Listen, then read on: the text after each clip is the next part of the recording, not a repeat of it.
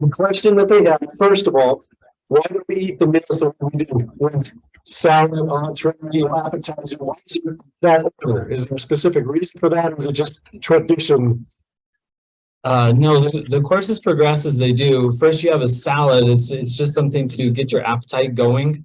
In Europe, actually, they'll have a salad usually in after the entree, so that it's a palate cleanser before you do the dessert. But we have the entree in the middle, and then dessert follows because there's always room for sugar. By the time you're done with your meal, you're feeling a little bit tired. Your stomach is starting to give up. If you tried to have a second entree, you wouldn't eat it.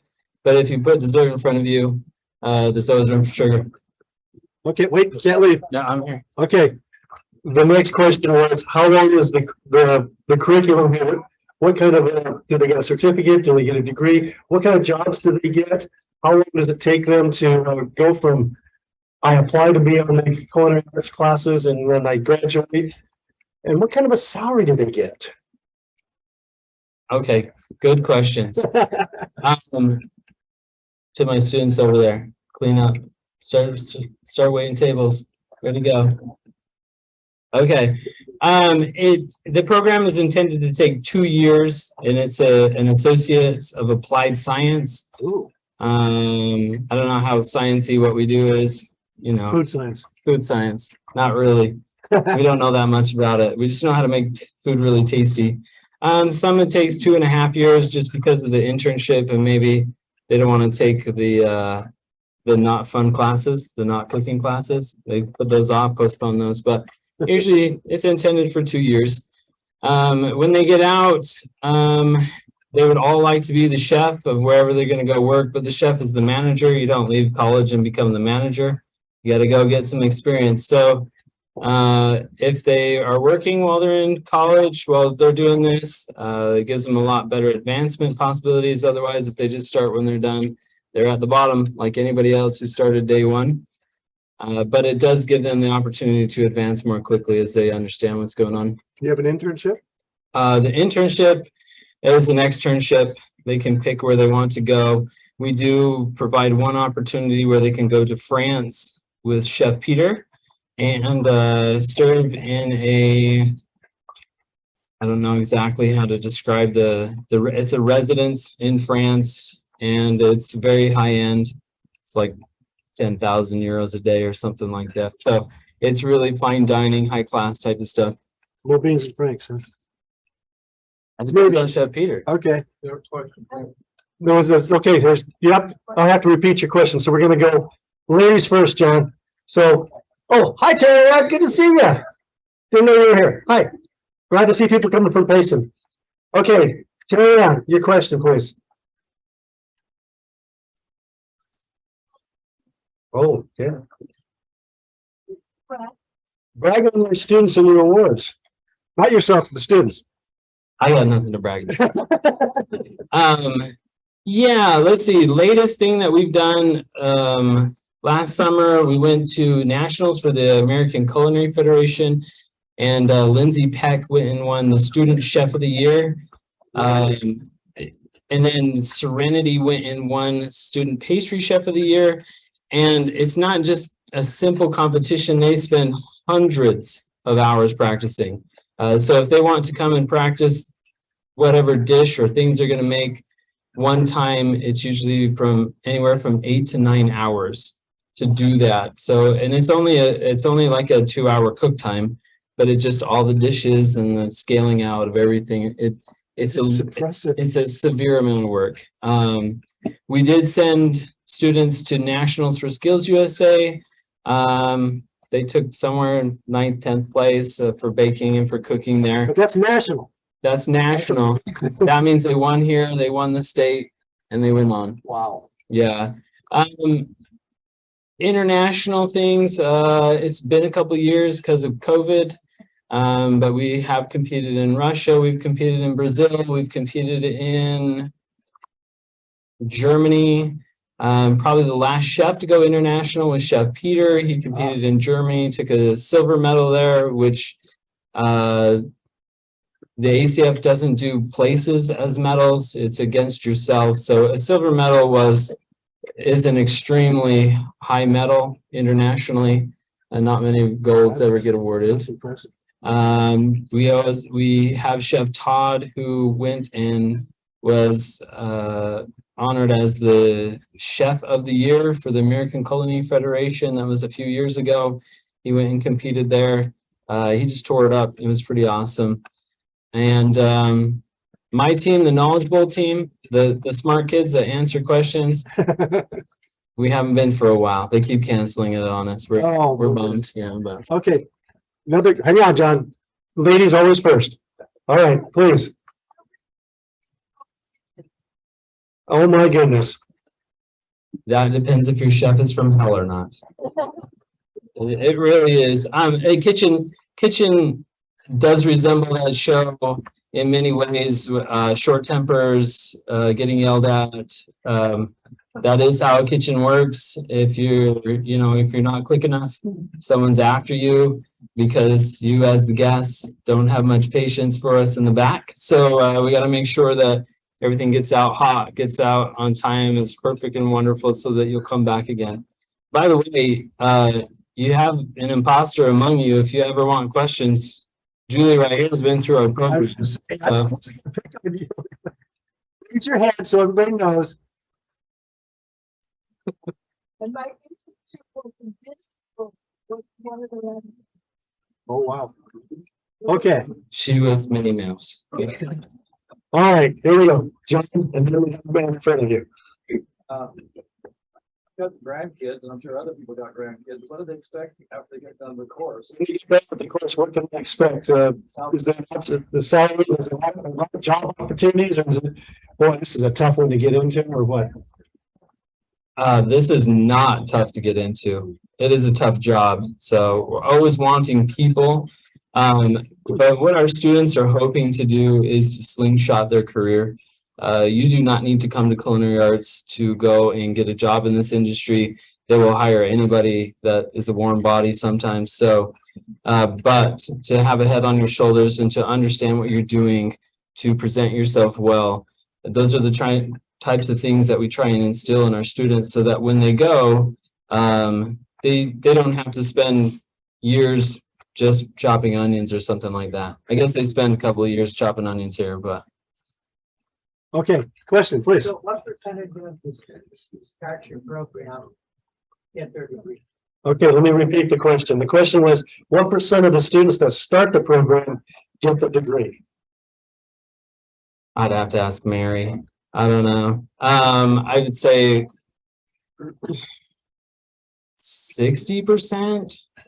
We lose probably 25% of the students between their first and second semester. They figure out quickly it's a lot of work, not what I want to do. What's different is that we probably only have 40% who end up working in the industry who graduate. But they must make great dinner at home. Okay, another question. Go ahead. Have to take a whole bunch of really tough exams. Oh, you're testing for this. Is it all taste or what kind of? How do you test to make sure that this was a good meal? Oh, my stars, my dog's looking to eat it. Unfortunately, we're at a university, and I say that because they have to take written tests too. We prefer to just push those off to the side because we all come here because we are passionate about cooking, but the written material is what really helps them to understand what they're doing. We put a big emphasis though on practical exams. Let's see, in 3 weeks now, my students will have theirs for my class. They have 3 hours to make 7 different things. It's a time crunch. It's on purpose. And each class is like that. Each class gets progressively harder as they move along. Okay, what is a sous chef? Sous chef is first line manager. So if you were at a regular business and you moved up to the management level, that's what sous chef is in the kitchen. Executive chef would be the highest level manager within a kitchen. Okay, here's another one for you. How do you come up with these menus of what we get to eat? I mean, They're fantastic. So how do you come up with these? Do you have to, you go through your chef sunset magazine of different recipes or something like that? Oh, this looks good. I'll try this. Or how do you come up with this stuff? It depends on the chef. Chef Peter is like a walking encyclopedia of food. He comes up with your entree. He's been doing this for more years than I've been alive, I think. So he's just has so much knowledge. That's why his entree is just always so impressive and wonderful. Me with doing the salads, I just think what's in season, what sounds good. It can just be off the top of my head. I love carrot slaw. I absolutely love carrot slaw, so I thought I'd make it a little bit fancier, put the apples in there, make sure you had some crunch from the walnuts. Chef Di, she teaches a lot of cake, and so they've been working on red velvet cake, and they just decided this is the best way for us to serve you cake, actually. It doesn't dry out because it's in that cup. But what we try to do is we try to serve you things that our students are working on. Chef Peter had pork week this week, and so that's why he made pork schnitzel. And so that's what we try to do. Chef Di was just working on red velvet cake for something else, and she decided this would be a good opportunity to show her students a way to plate it in a different way. Yeah. Big gala coming up. It's going to be April 21st. If you want to get a seat to it, then you should talk to Mary right away, because I know it fills up really fast. Usually all we do is send out save the dates, and we get enough callbacks that it fills up. We're going to have somewhere around 280 people, and I'm sure we're already at 100 already. And so there's a couple months, but I think probably within a month that'll be all filled up. What the gala is, it's going to be, I think, 125 a person. So it's for scholarships. This is how we help fund our students. We have a very expensive program, very expensive. On top of tuition, they pay another additional $1,500 a semester to pay for the food and to pay for the 3 refrigerators that are broken right now and all that kind of stuff. Yeah, we're very expensive, and so we're always trying to come up with money to award our students, help them make it through. I don't know if you guys can remember back to being young and poor, but now if you're old and poor. Anyways, so we love to host this gala. It comes with a big giant reception that we have. Then you come in here and we serve you 4 or 5 courses, and then when we're all done, then you would walk into that area over there, and it's just filled with tiny desserts like this. Okay, I'm going. We're going on this one. It's absolutely amazing. We put more effort into, don't tell them, but we put more effort into this than we do the presidential scholarship ball for the school, because we just love it. That's good, just like that. Okay, please. Restaurant Forte. What is that? Restaurant Forte is our 3rd semester class. So the students run the restaurant. It is open for lunch on Wednesdays and Thursdays. You would call Cody Thatcher. I don't have her number off the top of my head, but to make a reservation. And the students go through and they make everything. It's intense, right? Very intense. Chef Todd, he's the one to put the polishing touch on everybody as they're getting ready to leave our program and go off to their externships and things like that. It's 5 courses, and it's like $22 or something like that. Time out. 5 courses, $22. That's it. 5 courses, walking away with your stomach hurting. Yes. Chef Todd doesn't do anything small. Okay, and how do we do that again? You contact Cody Thatcher. I can get her number from Mary and give it to you. It's over at main campus in the bottom floor of the UCCU event center. Yeah. Remember that. Thank you. Okay, appreciate it. We'll get that phone number to you and that opportunity for the Chef Forte, whatever it was. With the Restaurant Forte, we'll make sure that, sorry, I don't know what it is. I just have to direct traffic. But we appreciate these students and what they do and how they come up with their menus. They get an idea of how they get these wonderful meals that we get to have and the careers that they're working towards. So if you were, they're all kind of scattered around, but if you would please just take a minute and give a round of applause for our culinary arts students and what they do. And as they're clearing the table, if you just tell them thank you and if you get a chance to talk to any of the chefs, please let them know that we appreciate them. Now we're going to switch gears. Today is UVU day for us at ElderQuest. As soon as Karen's done with her dessert, I'll wait. That's fine. I got all day already. Yeah, but you get paid to do it. I just stand there and twiddle. Anyway, what we want to do is we're going to give some time to Karen Cloud and her team to talk about the opportunities that seniors have to get to attend classes at UVU. You know, we have the students, this is the largest university in the state of Utah. And many people don't know about it. And a lot of us as ElderQuesters think, okay, we got ElderQuest. Well, there's supplemental classes that you can take. And from what I understand, they have a great grading system. It's called an audit. So if you want to take the final, you can. If you don't want to take the final, it's okay too. But we remember this, Karen, but for those that are on Karen's team, you would just raise your hand so we can know who you are.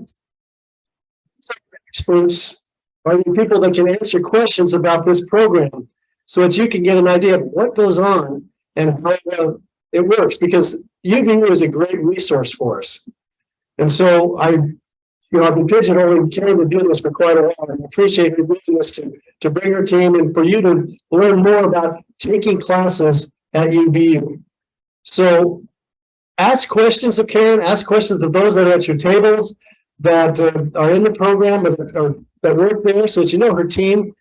But we appreciate them because they help us out a lot. And she's getting a PowerPoint presentation. All right, I have to ask, how was the meal, guys?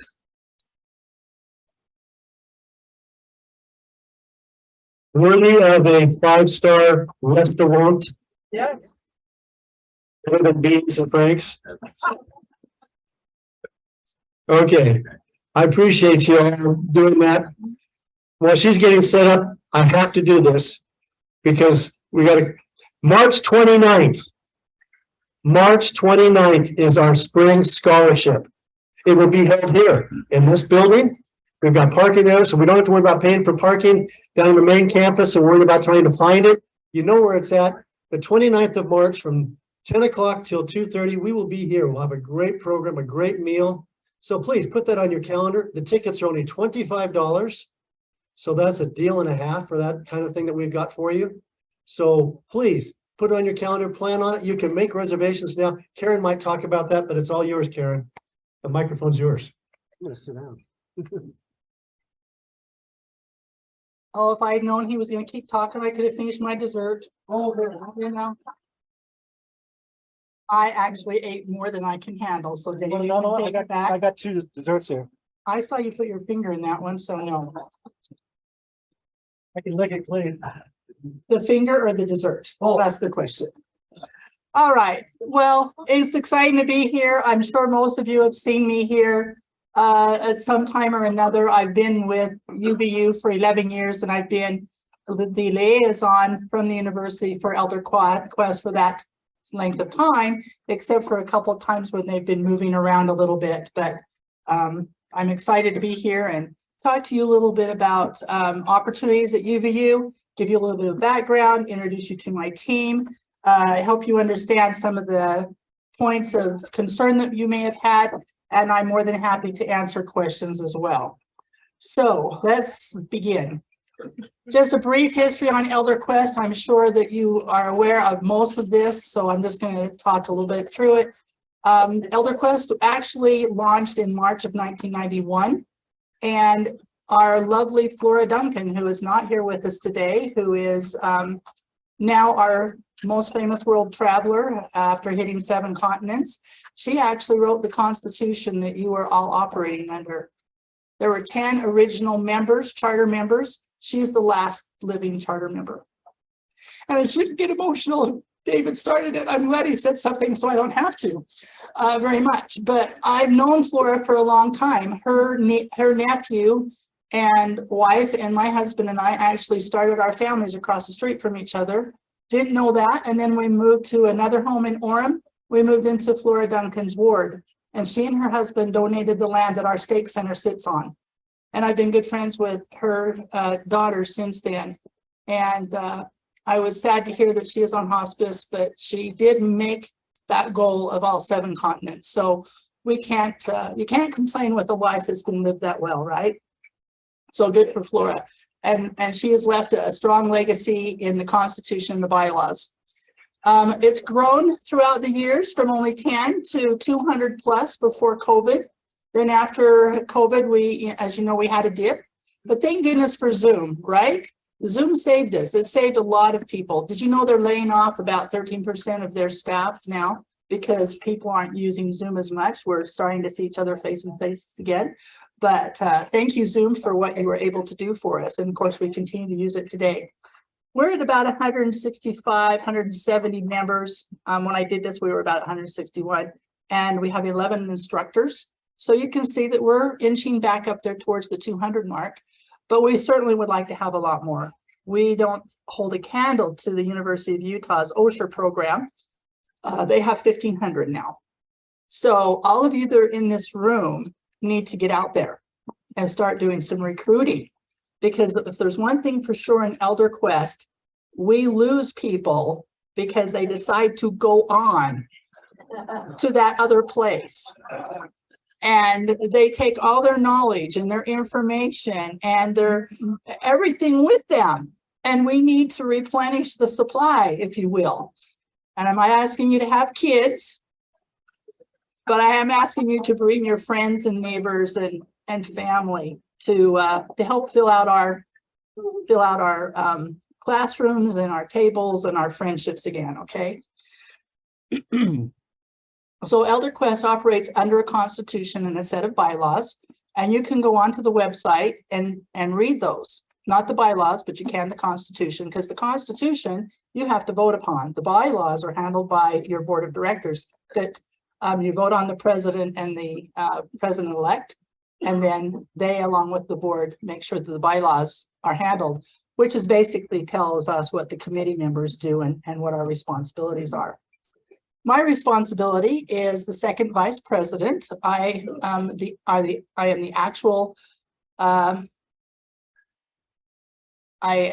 person that keeps everything that you do within the parameters that the university has set under the 501c3 umbrella that we work under.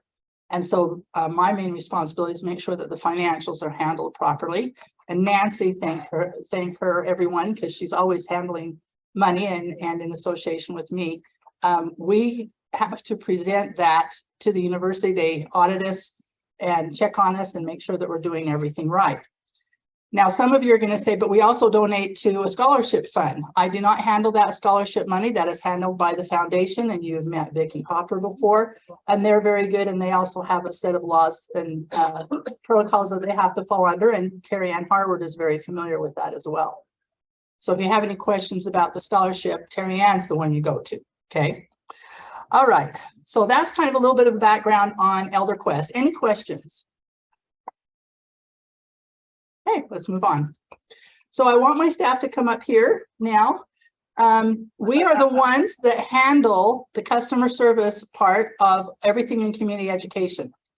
We also used to handle it for executive and professional ed and events and lots of things, but due to some restructure, we don't have to handle that much anymore. And so as they come up here, we're going to have each one of them introduce them to you.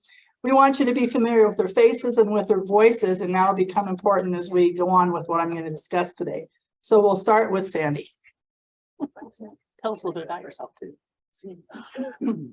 I'm Sandy Plummer, and I've worked for UVU for 10 years, and I've been in the community education department that entire time. And Karen is my boss. Where do you come from? I'm originally from California.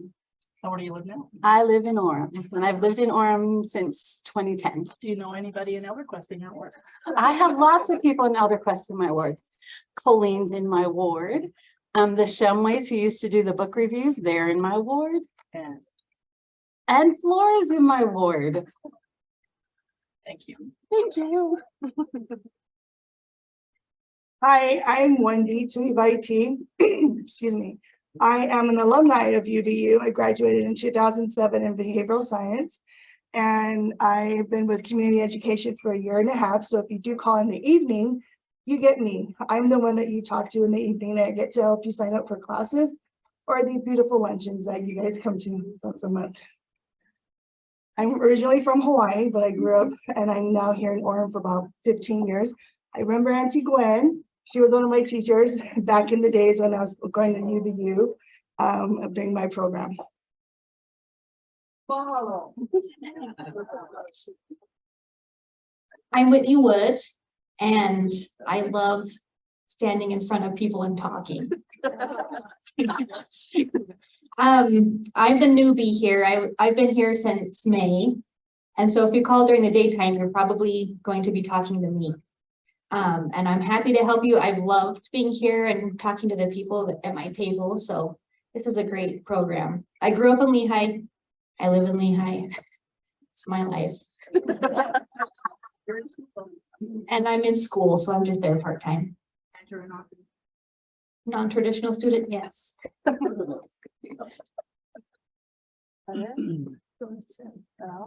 All right, I want you to take a really good look at them.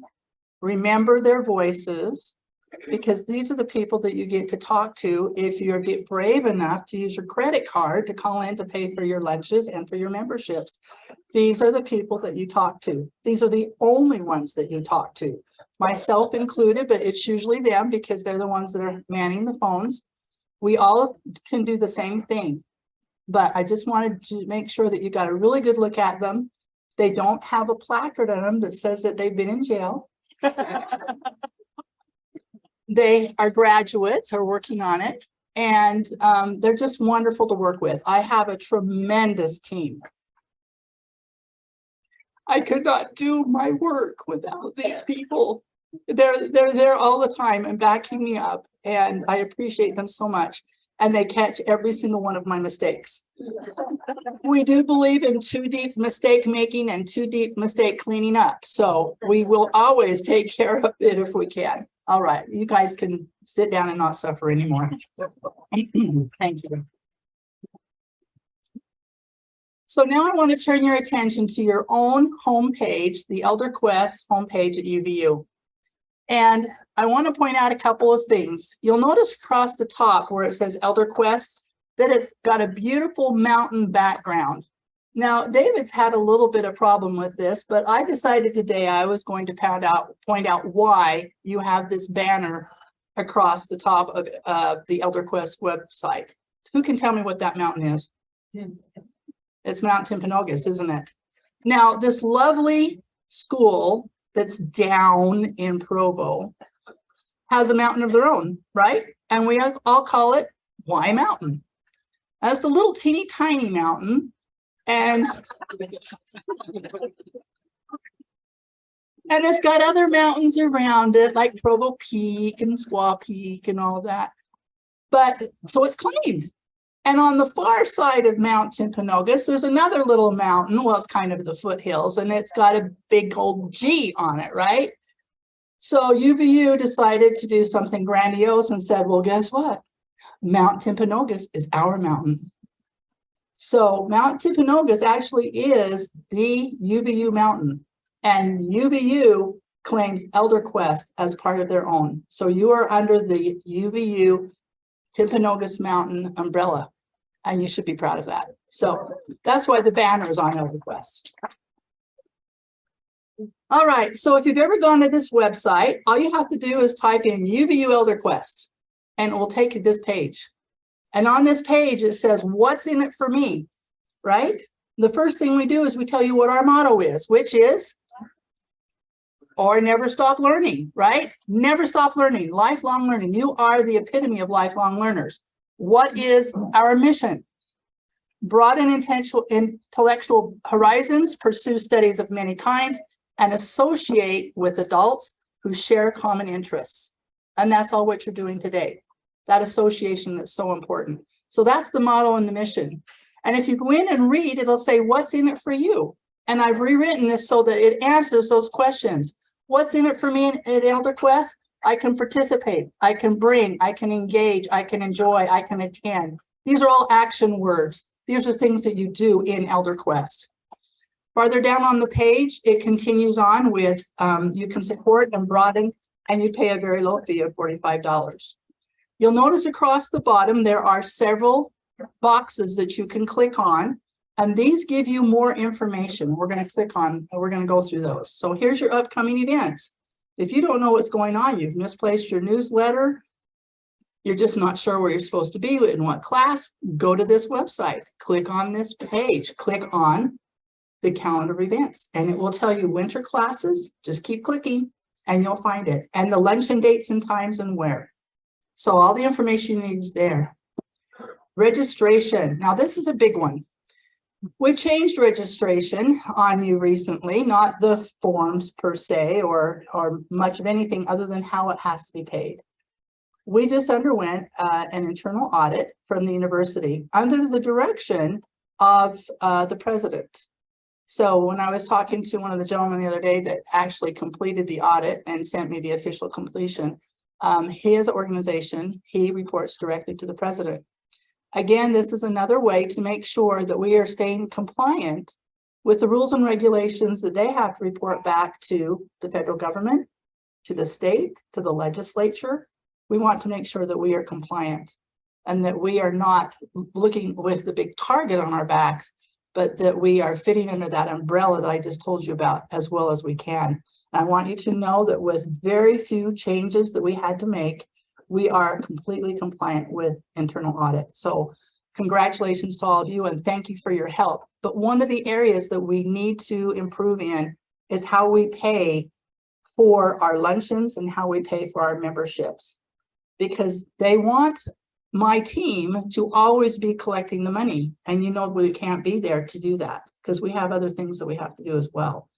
So you can help us by calling in or sending in your registrations. You just met 3 people who are very capable of handling your registrations over the phone.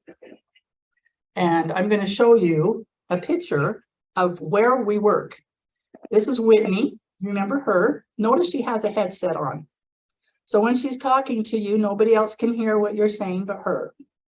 Notice her computer screens. They're facing her. And right there on the bottom right-hand side, you'll see a little device that looks like this. This is called a square. It's not really a square. It's actually a point of sale system, but because we all had squares and this is the size they sent us to, used to be the iPad size, now it's this little thing. This actually is where we have to input your credit card information. This is a secured device. It only goes through our system of the university into TouchNet. So when you call in and you give us your credit card number, the only thing we can do is to type it into here where it is not saved because it feeds directly to TouchNet. So this is the secure part. You'll notice that she does it. She'll talk to you. She'll put it in. And then your registration part, we do put into our database, but it does not have this information from your credit card in it. So I just wanted to make sure that you understood that in case you're concerned. The other thing you can do is obviously fill out the registration form that you see here, and you can mail it in to the address that's listed there on the registration page. Now, most of you are members right now. All of you probably are. So you won't be doing this again until fall. Or you can do it anytime in the summer and we'll mark it for the following calendar year.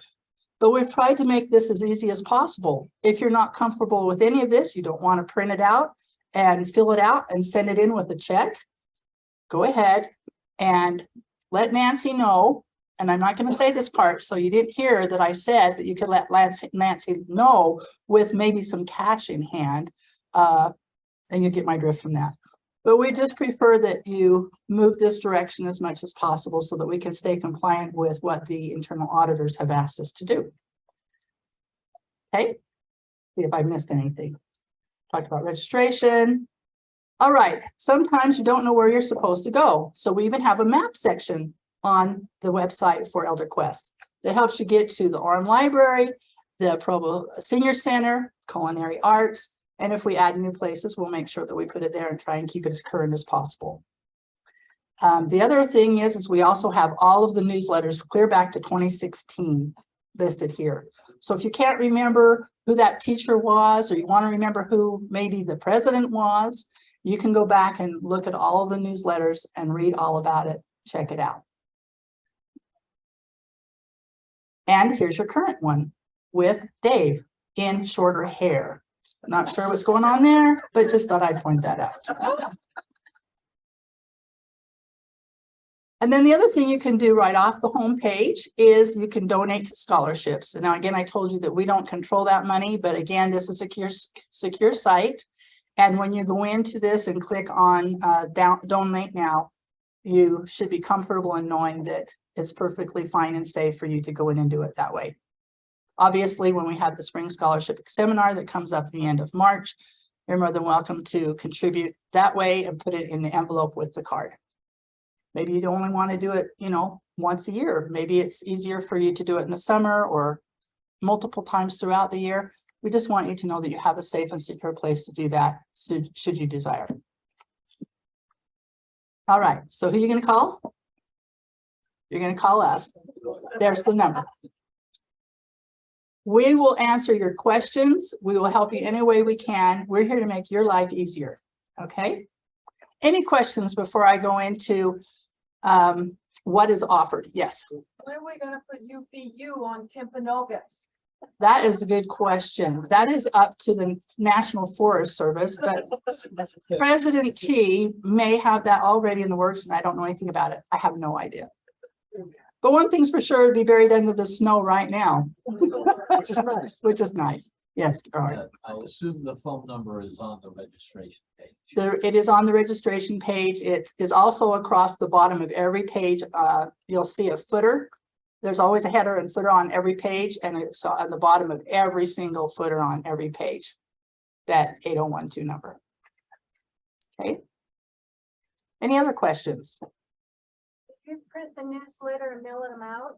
Yes, we do. So UVU print shop is the one that prints it. Enid, wave your hand.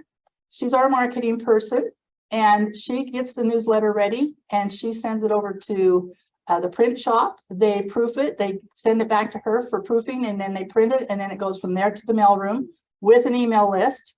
I mean, not an email list, a mail list, and then it is sent out from there. So if you did not get a newsletter, let us know and we will double check and make sure that we have your address correctly. And then we have extras made, and they go back to the classroom. Usually the president or somebody in the board has it, and you can get another one from them. And don't forget, you're getting great emails every Monday. If you're not getting those emails on Monday that Enid's sending out, that's all the news and information for the week, you're missing out. Because there's a lot on there. And it's amazing how many ways you can spell your email wrong. And my biggest one is Gmail. At the end of mine always comes out for some reason, GMLI, GM something. Sometimes it's not even G. So check your emails and make sure you're sending them out right to those that you want to talk to. All right. Any other questions? We're going to move away from ElderQuest and what we offer. And we're going to move to what my group is also over in customer service, and that's our community education courses. And I can't believe I didn't bring one, but you can see it. This is the current cover of our Discover magazine. Most of our classes are for 18 and older. Notice it does not have a cap on it that says 18 and older, 99 and under. It does not say that. So I haven't seen any of you in our community ed classes lately. And if you have, I apologize, but I haven't seen very many of you. It does not say that you cannot attend. Okay. Courses are held at multiple locations. Lehigh campus. How many of you know that we have Lehigh campus? Okay. You know where Thanksgiving Point is. You know where the Dinosaur Museum is. You know where the gardens. Right between Dinosaur and Gardens is UVU. We actually have 2 buildings there now. And we're actually moving even more groups out there. Soon we'll have the dental hygiene out there, the physician's assistant program, and also I think part of the criminal justice. I'm not sure what part is moving out, but some of that is moving as well. That should be effective come this fall.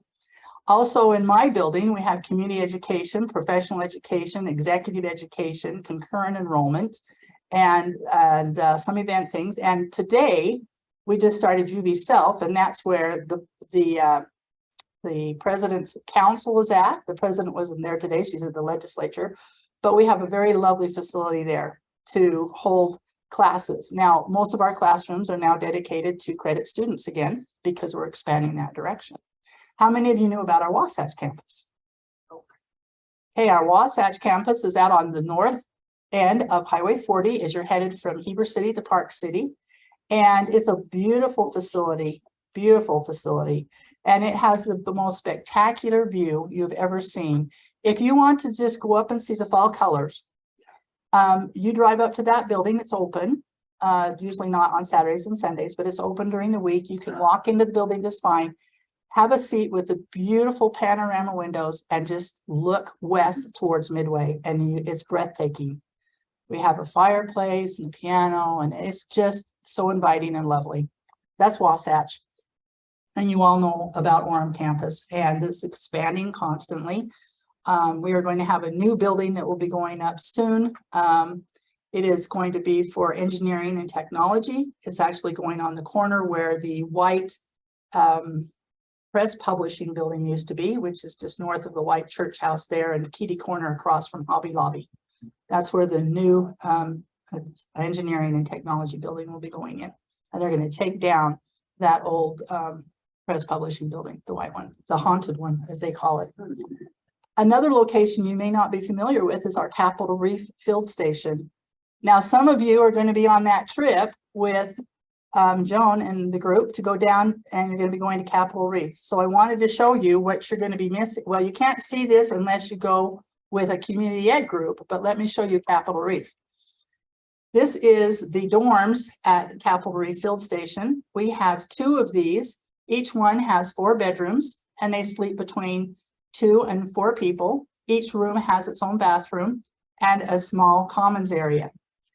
As you can see, it's got red rock right behind it. It's spectacular, and it's on the Pleasant Creek Road. The main commons area has a kitchen, and it's a very nice kitchen that we prepare all your food in. A commons area there where we usually eat, and then you can see what the bedrooms look like. Now, we offer 4 or 5 different classes down there in the fall and in the spring: watercolor, oil painting, mindfulness, photography. What else? I'm missing one.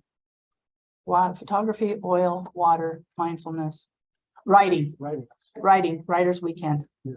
So if you have any liking for any of that at all, please look at those classes when you get your, remember you get your catalog, right? By the way, this is Gil Bennett. He's very well known. Yes. An excellent artist, excellent watercolor artist. It's incredible. And no. Yeah. I looked at that one. Wait a minute. No. So we have some excellent instructors in community ed, and I would invite you to look at our community ed classes and expand your horizons a little bit. All right. So let's talk a little bit about the senior audit program. This is what David really wanted me to dwell on a little bit. How many of you have heard of House Bill 60? It came out in 1977. So we were all youngins back in 1977, right? But the legislature at that time decided, hey, let's do something for our seniors in the community. Let's open up our classes to anyone 62 and older if they are of a mind to, and they can audit any class they would like as long as there is room and they get the approval of the instructor. Now, I would not recommend that if you said that you wanted to be a physicist and you sign up for Physics 490, probably not a good idea. You probably should have some background in what you're looking at if you're going to start, that higher up. But if you just want to go in and get your feet wet, maybe you've never liked history. Well, you would, I'll show you this quickly since I brought it up. You would go to the catalog. You notice that it says HIST. You click on history. And as soon as you go there, it will show you all the classes that UVU has offered in history. So there's something for everyone in the senior audit program, but let's go back a little bit. So the first thing you have to do is be admitted at UVU. You are going to be treated as if you are a 4-credit seeking student, as if you are attending for a degree, with the caveat that you don't have to do any of the homework, take any of the tests, work in the lab, anything like that. But you must become a student at UVU, which means you have to be admitted. So right here on this page under senior citizen, that's what you type in, UVU senior citizen, up comes this page, and you just follow the directions that it gives you. The first thing is you're going to have an online application. You can fill it out online, send it in. And yes, I worked. Finally. It took me a long time. Sorry, I have to applaud on that. That's so good. That it was difficult. You can also print it out and send it in as well. So after you do that, there's some things there that you need to be aware of. You don't get credit, and you can't be taking a class for credit and also auditing a class. They don't want you to do that. So you can't do that. You should be qualified to take the course. And you know, it doesn't have to be overqualified or anything like that, but you should have some background or knowledge of it. Space must be available, as I said. And this is something that you can do at any university or college in the state of Utah. So if you find that at the U, there's a class that you want and it's on Zoom, go for it. But you will have to be admitted to the University of Utah. Same for Utah State or Weber or anywhere else. Yes. Are they regular day class? Repeat the question. Okay, she asked the question, are they regular day classes? I'm sorry, I didn't hear. With other young students? That's correct. They are with other young students. You will be in a classroom with whoever's taking that class. It's not just for seniors and it's not just for 20-year-olds. So you're going to enjoy this mix of attitudes and knowledge and expression. One of the things that we're very happy about at UVU is that we have a place for everyone. And I don't know if you understand what that means. UVU does not look at your SAT or your ACT and go, oops, not high enough. We are a place of second chances. Maybe you were lousy in high school. A lot of people struggle in high school for a myriad of reasons. That should not be held against them. They can come and attend UVU and get their feet wet in something that they really enjoy. We put that aside and we let them come. We have a lot of non-traditional students at our university, and you supply scholarships for those non-traditional students. There's a reason for that. People get their heads on straight eventually. Yes. I am currently one more class away from getting a second degree at UVU. I'm old, very old, and it has been the last 5 years as I've been working on this. The youth, the young ones, the middle-aged ones, I thought I would be a dinosaur and nobody would be kind to me. They come to me, tell me their relationship problem has been the best thing I've ever done in a long time. Did you all get to hear that?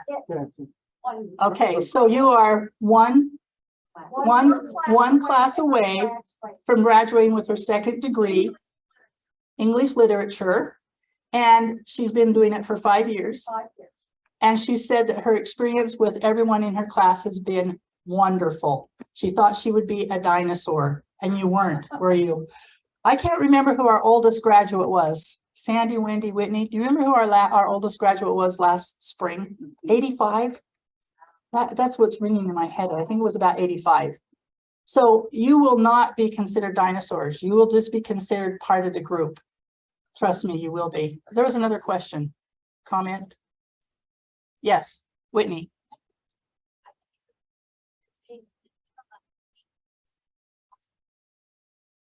They can do it from here. They should be able to do it from here. So that's the important information. Now you're going to get a couple of forms that look like this, and I'm just putting them up here for you to see. They're not terribly big and they're not really scary. They're one pagers. Okay, the first one is your admissions sheet. Carrie Ann. Is there a cost to be admitted to UVU? It's $20. Say the question again. Is there a cost to be admitted to UVU? You do your admissions, but when you do your registration, it's $20. Okay, so it's free to submit for admissions, but then it's $20 when you take a class, $20. Which reminds me, I'm going to do a little tangent here because I'm going to put in a plug for some other group because a lot of you are grandparents and great grandparents. How many of you have heard of the current enrollment program at UVU? Okay, not a lot of you. Let me explain concurrent enrollment. Concurrent enrollment gives high school students the opportunity to take college-led college instructor courses while they're still in high school and receive that credit prior to graduation. It's $5 a credit. Whitney, how much is it a credit normally? I mean, you're at UVU. You forked out a ton of money. How much is it for credit? Oh, that's right. Sorry. Yeah, master's is expensive. It's yeah, I'm thinking, okay, when we do scholarships, it's about $3,000 for a full. So you can see that $5 is just an incredible savings. And we have students that can graduate with an associate's degree from UVU before they graduate from high school. I have students in my own neighborhood that in April, they graduated from the university with an associate's. And then in May, they went to Mountain View High School to graduate with their high school degree. Yes. You have parents with their own offspring graduating together. She asked, how often do we have parents who graduate with their own offspring together? I don't know how many, but we have had it happen. That's pretty cool, isn't it? To graduate with your mom or dad. Then maybe they never went, but so encourage your children or your children's children or whatever to look into the concurrent enrollment program if it's at all possible, because it's a tremendous opportunity and it's a lifesaver when it comes to the type of money that you're not having to lay out. All right, so you will fill out these forms. The first one, the admissions one, is absolutely necessary. You have to get that done and submitted. You'll be told that you have been admitted to the university, and then it's time to take action. Then you get out your registration form, your senior audit form, and you start looking for classes. Now, I wish I could show you today how easy it is to find a class, but I showed you this page on history. You can see it lists all the academic subjects. We're going to take history, for example, and you go here and it tells you, okay, there's world history to 1500. So anything prior to 1500, they're going to talk about. And then from 1500 to present, there's the French Revolution and Napoleon. So there's a lot of classes, way too many for me to show you. It is a little bit daunting when you navigate it if you're not used to going and looking at a university catalog. So I would recommend, if you have a desire, just go to main campus and talk to them in admissions, and they will help you. They are there to help the senior citizens, and they will walk you through the registration process. I do have to tell you that you probably should be fairly fit. One of the nice things about the university is that every single building on campus is connected. Once you're in, you're in. You don't have to go out in the weather. But you understand that we also are on a hill. And we have what's called mountainside and lakeside. So if you go up, you're into the mountains, and if you go down, you're into the lakeside. So there is some stairs. However, there's also elevators everywhere because we are an ADA compliant university, and you can get to all of your classes. Yes. Gerhard has a question. Gerhard, thank you. Are there, do you have family history courses? I don't know. I would have to look. I would have to go out of the screen to look. So I'm sorry, I don't have the answer. Does anybody know? Do we have family history classes at UVU? I did look. BYU is not, because it's not a state entity, it does not offer this same type of senior citizen program. I went in and looked at their website of what they offer in continuing ed, and they do offer, classes for seniors, but that's something that you would have to investigate and look at because they're not under the same program. Yes. You've previously been registered as a senior and taken classes. If you haven't gone for a while, you have to go through the whole re-register, or no, you should still, they should still be able to find your student ID. I got my ID. ID. So I can- Okay, so you should be able to just check with them and make sure you're good to go, and then you can start the audit program. I don't work in that department, so if I misspoke, I apologize. I'll say that in advance. All right, any other questions? Okay, so we're gonna embark on, yes. Okay, so once you become admitted, then, Repeat the question. oh, I'm sorry. She wanted to know about parking at the university. My understanding is once you become admitted, then you have to get a parking permit.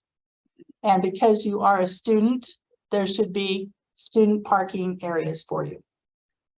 Okay. Or might I recommend that you take the bus? There's an excellent free parking area down at the bus station by Front Runner that puts you right at the library at UVU. And you can just walk into the library, or at the new Keller building, you can get off there and walk right into the building. Okay, any other questions? Apparently there is a class called Genealogy Basics at UVU. Yes. You should have free bus passes and free Front Runner passes and everything for your student ID. Again, I would check with admissions. I don't want to be speaking for them when I have not read that specifically. Okay. All right. So I would be remiss if I did not tell you what other opportunities are available to you that are not at Utah Valley University, because my job is to make sure that you as seniors know everything that is accessible to you on an educational basis. So I wanted to let you know about the continuing education part at University of Utah. They have what's called the OSHER program. And one of the things that you can do with that program without becoming a member of OSHER or the senior program up at the U is you can do what's called Lunch and Learn. You go on to this website, and Gerhard, will you be able to, if I give you the PowerPoint presentation, will you be able to post it, or they just can go back and look at this, right? Yeah. Okay, this is not a hot link. It looks like it's a hot link. So if you go in and you see it, you watch this presentation again, just make sure you'll have to type it in. It's very easy to find if you type in UVU, OSHER, or something like that, it'll come right up, okay? So every Wednesday from noon to 1, once you register, it doesn't cost to register, but they have to have your email address, right? Our email address is what lets us get onto Zoom. So they have to have your email address, so you have to register, and then they will send you the link, just like Gerhard sends you the link as you need it for your classes. And then every week you can go in and, you know, sit down, eat your lunch, watch it at noon. Now this is competing with our potpourri classes and our lunches, but we don't go year round. And I don't know how long these will go, but if you go into the site, it will show you what's coming up in the next few weeks. Yes. They do have their lectures available online after the fact. That's So you correct. can go in and watch them in the evening. Anytime. And they're excellent. They are. They're so good. So I would highly recommend. Okay, she said that you can go in and watch them anytime. They record them. So once you give them your information, you'll have access to the link. You can go in and watch them anytime you want. So you can still attend your potpourri class with us or this luncheon. And then you can go home in the afternoon and have your afternoon snack or tea and crumpets with the University of Utah's Lunch and Learn. So I would highly recommend taking advantage of that. Another thing that I don't know if you're aware of is called the Summer Citizen at Utah State. Has anybody been to the Summer Citizen program at Utah State? Okay, this is something new. I'm glad I get to bring this to your attention. So when their students go home for the summer, they have open dorms. So what they do is they open up their campus for seniors to come and stay on campus and attend their programs. And they run them by the week. So maybe they have a week here that you like and a week there that you like, or you can go in every day, however you want to do it. But they run that program all summer starting the end of May, and it runs to the end of July. Each week there's something different. And I know you love to go up and go to the opera, so you could go up to the opera, and there's a variety of things to do at Utah State. So I recommend that to you, and look it up. It's called Summer Citizens, Utah State University. Did you have a question? Okay. And then for those of you that think you want to become snowbirds, right? just look outside. Maybe you like to be here in the fall, but you don't like to be here in the winter. I would commend to you the Utah Tech University, which Dixie State, has a wonderful senior program there as well. They're running about 100 some odd classes for seniors. They have a bustling group down there.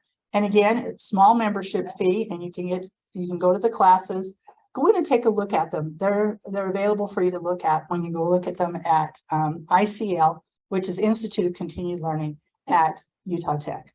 Okay, so those are opportunities for you to continue your lifelong learning progression until you decide to take all of that knowledge with you and move on. Hey, that's my end of my presentation. Do you have any questions that I can help you with?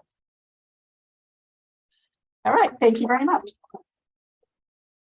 Appreciate it. Mhm. That's what I wanted.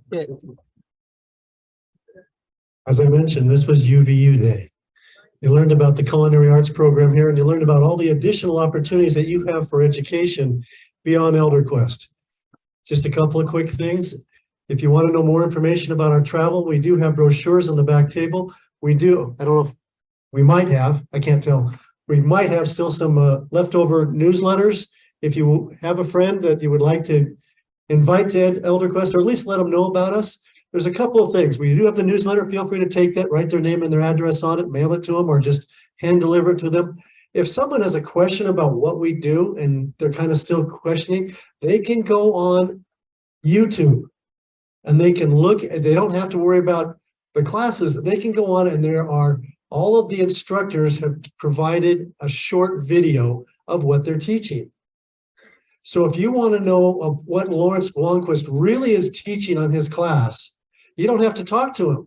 You can go online, even though Lawrence is right here, so you can talk to him here, but you can go online and you can see what he has to say about appreciating music and some of the things of that nature. And you can learn about the Danube.